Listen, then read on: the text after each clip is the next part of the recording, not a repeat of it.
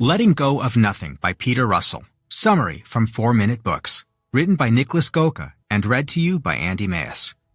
One-sentence summary.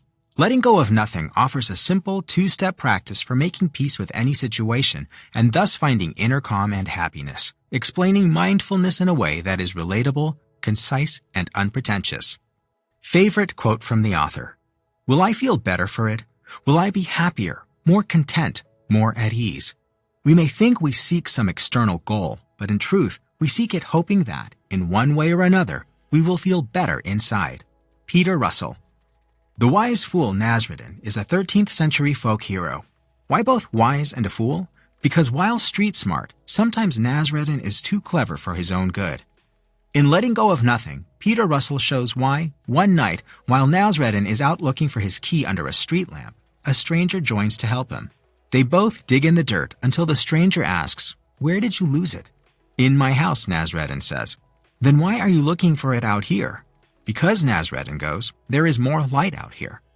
It's easy to laugh at Nasruddin, but when it comes to our happiness, aren't we doing the same thing? We look for it in the world around us because that is the world we know best, Russell says. We try to change our environment and gather things and achievements, yet none of it truly makes us happy. Meanwhile, our inner world is like the forbidden forest in Harry Potter. Mysterious, foggy, sometimes outright dark. Often, we don't even dare go there. But the key to feeling better lies within, and that key is the practice of letting go. Here are 3 lessons from the book to help you be more present, calmer, and find inner peace. 1. We struggle with letting go because we look at it as another to-do on our list. 2. There are 2 parts to letting go. Letting in and letting be. 3. Emotions always come with stories, and we must let go of both to find peace. Let's discover what it takes to let go of no thing, the things that aren't things at all. Lesson 1. Letting go is hard because we view it as another thing to do instead of stopping the doing altogether. Last month, a business partner told me I'd only receive half of my affiliate commissions. Terms are changing. At first, I felt cheated, angry, ready to explode. After I focused on something else for a bit, however, I calmed down. Our partnership still made money, so why ruin a good thing? I told them to send the money, and that was that. Similarly, Russell was bothered by his partner's seeming stubbornness for days. Only once he asked, "Is there another way of seeing this?" did a new perspective spontaneously emerge. He found empathy and moved on. The word relax literally means to be loose again, Russell explains. And that's not something we can do by further tightening our muscles, be it physically or mentally. We can't do letting go, however hard we try. We have to cease the doing of holding on. When we're trying to let go of a grievance, an expectation, or an attachment, we can't think it away. We need to change our inner landscape, then let it fade away on its own.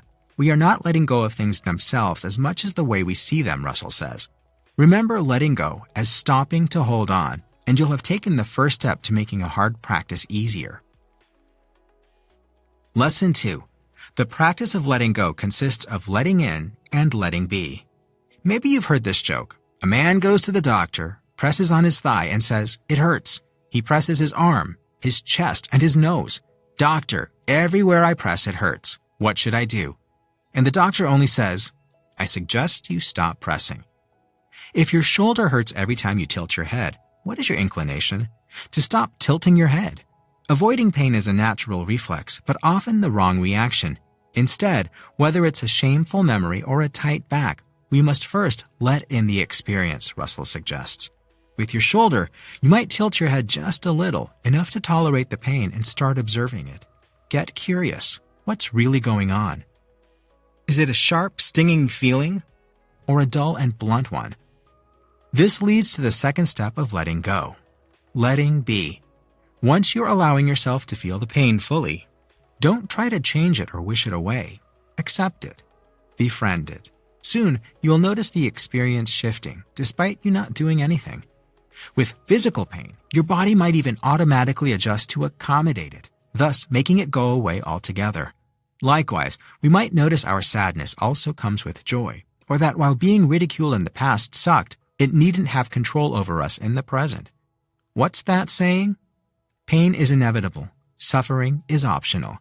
The pain is the physical sensation, Russell writes. The suffering, on the other hand, comes from our aversion to the pain. Whatever pain you are facing, first let it in, then let it be, and thus you'll let it go. Now, before we get into lesson number 3, if you love learning and growing thanks to books like this one, you should download our free list of the 7 best self-help books of all time. After summarizing over 1,000 books, we handpicked these 7 top titles and curated them in a beautifully designed, easily skimmable PDF. It will help you pick your next great self-improvement read. Just enter your email using the link below this video, confirm in your inbox, and we'll instantly send you the list, free of charge. Alright, let's dive into lesson number 3. Lesson 3. Every emotion comes with a story, and to deal with it, we must let go of both. All emotions come with a story, Russell says.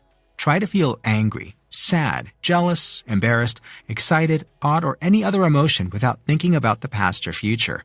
That is, without telling yourself a story. You can't. Without the story, it doesn't exist. If you were once scammed out of a big sum of money, you now won't trust easily. When you have the chance to invest in a great opportunity, even if it passes your checks, you still might not proceed. To move forward, you'll need to apply the 2-step letting go process to both your feelings of distrust and the story you tell yourself about it. 1. Let in the feeling. Observe your lack of trust. Is your body telling you something important, or does the feeling merely resemble a bad memory? 2. Let the feeling be. Sit with your distrust. Do you start doubting it? Does it fade away? Even if it stays as it is, that can be helpful too. 3. Let in the story. Is there anything questionable about your "I can't trust anyone" story? What are you telling yourself that makes everyone seem untrustworthy? 4. Let the story be. Sit with your original story. Is there discomfort? Perhaps you want to alter the story. You can, and maybe that new story has room for good investment opportunities after some due diligence. Wherever there's an emotion, there's also a story. Let in both, then let them be, and watch your relationship with the pair transform. Emotions want to emote, to move out, and the easiest way to let them do that is to get out of the way. Hey, this is Nick, the founder of 4-Minute Books, and if you feel a tiny bit more optimistic after watching this video, then you should click through to this next one and learn even more strategies to become a happier, more positive person. Let's go!